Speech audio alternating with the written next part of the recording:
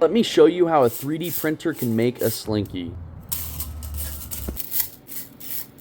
It all starts with a good 3D model, and today we're going to take a look at the Ghost Slinky by 3D Print Mom on Thangs.com. Let's take a closer look at the process on how this is printed. A 3D printed slinky is a spiral shape that builds up step by step in layers. Here you can see how the slinky steps over and then goes up one layer to complete the spiral. Hard to see, but here's a different angle of the same layer. Here you can see it filling in the step just before going to the next one.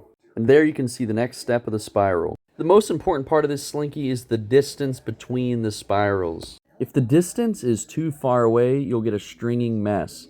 If the distance is too close, your object will be completely solid. Here's a great example of the distance between the spirals. You can see how that step is just laying on top. It's not actually fused to anything except for the spiral part of the slinky. Good thing that the designer 3D Print Mom made the spirals the exact distance that they needed to be so they wouldn't be fused together.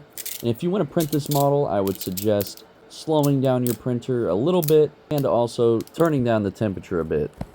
I printed these little ghosts with the Cobra 3 combo from Anycubic and they turned out really good. I also used Amelin's matte PLA as well. I had a really good time printing these slinkies. I definitely recommend you to try one.